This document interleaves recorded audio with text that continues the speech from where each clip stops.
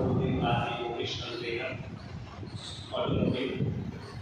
આજે આપણે જોઈશું ઓટોમોબાઈલ વાહનોના વિવિધ પ્રકારો. આપણે જોઈએ છીએ આપણી આસપાસ ઘણા પ્રકારના વાહનો ફરતા હોય છે જે આપણા જીવનને ખૂબ જ સરળ બનાવે છે. તો આજે જોઈએ કે આપણી આસપાસ કેવા પ્રકારના વાહનો ફરતા હોય છે. સૌથી પહેલો પ્રકાર છે પેસેન્જર વાહનો. પેસેન્જર વાહનનો મુખ્ય હેતુ મુસાફરોને એક જગ્યાએથી બીજી જગ્યાએ લઈ જવાનો તેમજ આરામદાયક મુસાફરી આપવા માટે હોય છે. પેસેન્જર વાહનો ઓછામાં ઓછી 2 સીટ ધરાવતા હોય છે અને વધુમાં વધુ 7 સીટો પણ ધરાવી શકે છે.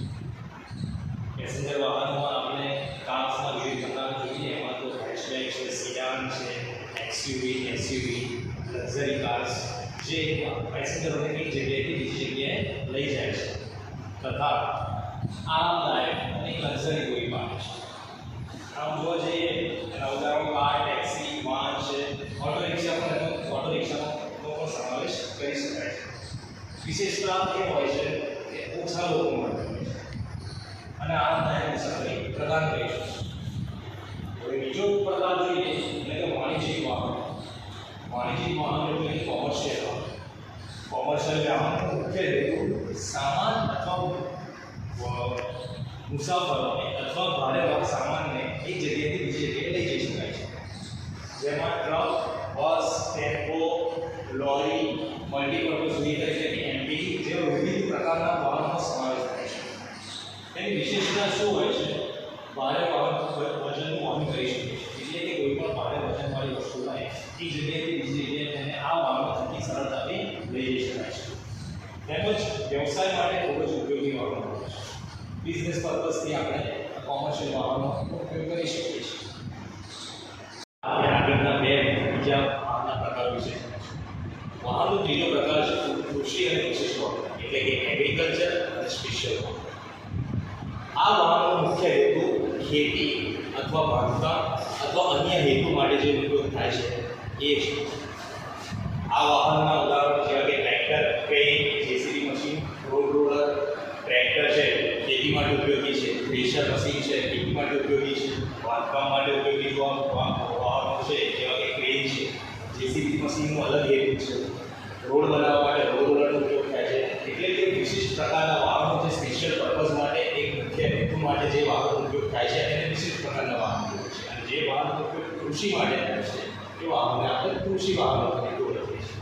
તેની વિશિષ્ટતા એટલા એવી છે ખાસ હેતુ માટે બનાવેલો હોય છે. કોઈ એક ખાસ પર્પઝ ખાસ હેતુ માટે જે વાહનો બનાવવામાં આવે છે એને સ્પેશિયલ વાહનો કહેવાય છે. બીજી વિશેષતા એ છે કે આ વાહનો ખૂબ જ શક્તિશાળી હોય છે.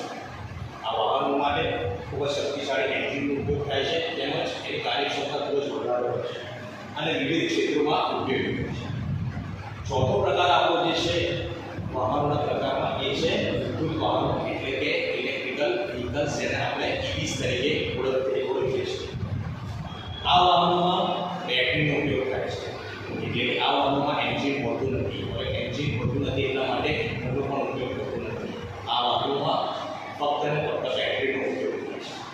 ઉદાહરણો જોઈએ ઇલેક્ટ્રિક કાર છે, સ્કૂટર છે, રિક્ષા છે, આ બધા એના પ્રકારોમાંથી વિશેષતા શું છે? વિશેષતા છે પર્યાવરણ રીતે હિતકારક છે. હવે પેટ્રોલ, ડીઝલ એટલે કે જેમાં ડીઝલનો ઉપયોગ થતો નથી કારણ એન્જિન હોતું નથી એટલા માટે carbon monoxide, carbon dioxide, carbon oxide જેવા ઝેરી અને ગ્રીન હાઉસ જે ગેસીસ છે એનું ઉત્પન્ન થતા નથી જેના કારણે પર્યાવરણ માટે ખૂબ જ હિતકારક રહે છે. બીજી વસ્તુ એ છે એન્જિન હોતું નથી, બેટરીથી ચાલતા વાહનો છે, અવાજ પણ ઘણો ઓછો કરે છે એટલે કે ધ્વનિ પ્રદૂષણ પણ ઓછું કરે છે, ધ્વનિ પ્રદૂષણને પણ તે અટકાવે છે.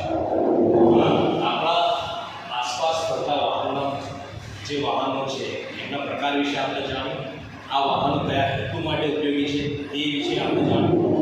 અને હવે આગળ આપણે વાહનો એટલે કે જે કાર્સ છે આપણે જે ઓટોમોબાઈલ ઇન્ડસ્ટ્રીમાં કાર્સ છે કે કાર્સ કેટલા પ્રકારની હોય છે તે વિશે આપણે આગળ વિડીયોમાં